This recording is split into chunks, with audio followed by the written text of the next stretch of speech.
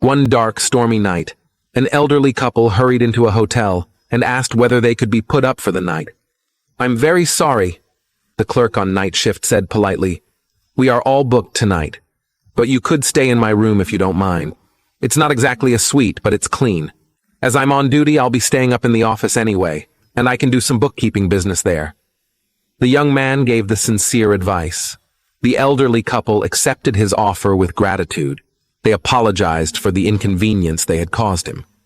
The next day, the rain stopped, and it cleared up. When the old gentleman went to pay his bill, the clerk behind the counter was that same helpful young man. "The room you and your wife stayed in is not a proper guest room in this hotel, so you don't need to pay," said the clerk, with the same friendly smile. The old gentleman nodded in appreciation. "You are an employee that every boss in the hotel business would dream of. Perhaps someday I'll build a hotel for you."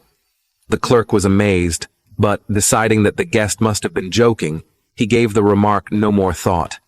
2 years later, the young man received a registered letter from the old gentleman in which he recalled the experience of that dark, stormy night.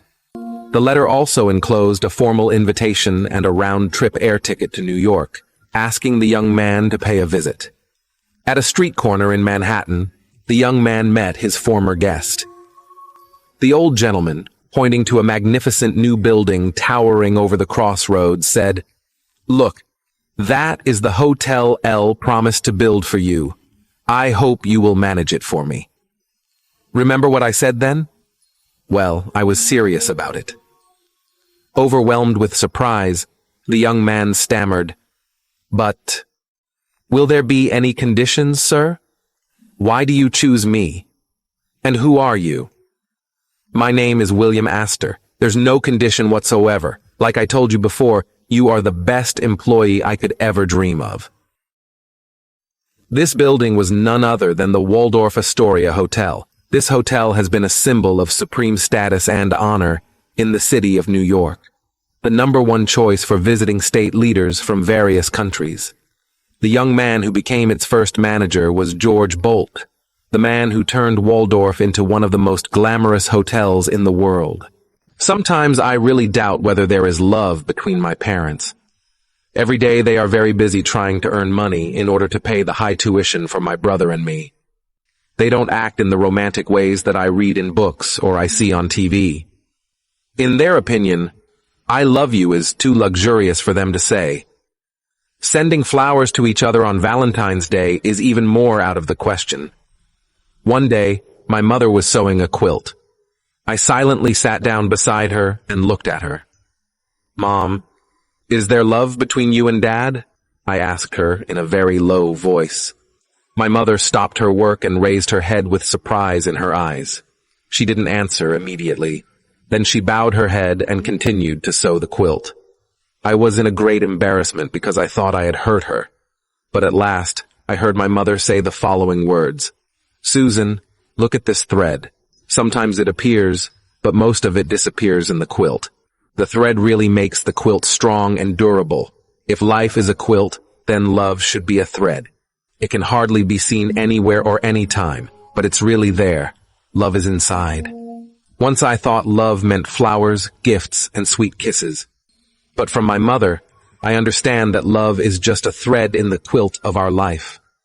Love is inside, making life strong and warm. One day, a little boy accidentally broke a vase that his mother treasured.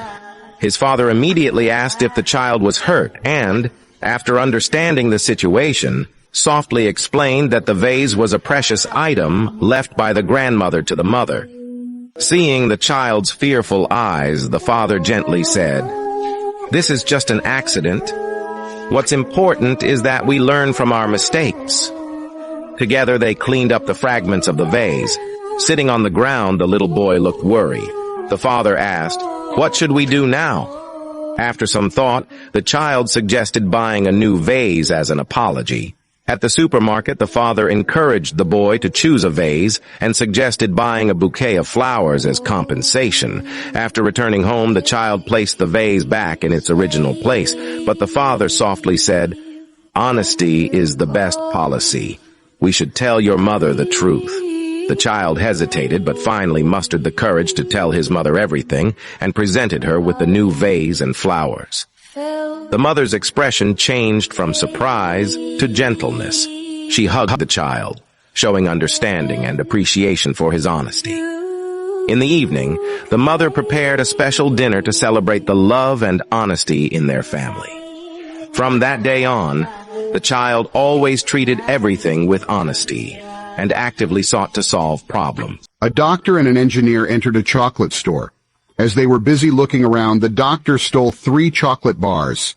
As they left the store, the doctor said to the engineer, "Man, I'm the best thief ever. I stole 3 chocolate bars and no one saw me. You can't beat that." The engineer replied, "Okay, you want to see something better? Let's go back to the store and I'll show you real stealing." So they both went up to the counter and the engineer said to the shopkeeper, "Hey, would you like to see some magic?" The shopkeeper replied, "Yes." The engineer said, "Give me 1 chocolate bar, please." The shopkeeper gave him one and he ate it. He asked for the second and he ate that one as well. He asked for the third, which he too ate. The shopkeeper asked, "Okay, what are you trying to pull here? Where's the magic?" The engineer replied, "Check in my friend's pocket. You'll find all 3 chocolate bars." One day, a professor entered the classroom and asked his students to prepare for a surprise test. They waited anxiously at their desks for the test to begin. The professor handed out the question paper with the text facing down as usual. Once he handed them all out, he asked his students to turn the page and begin. To everyone's surprise, there were no questions, just a black dot in the center of the page. The professor, seeing the expression on everyone's face, told them the following: "I want you to write what you see there." The confused students got started on the inexplicable task. At the end of the class, the professor took all the answer papers and started reading each one of them aloud in front of all the students. All of them, with no exceptions, described the black dot, trying to explain its position in the middle of the sheet, etc. After all had been read, the classroom was silent.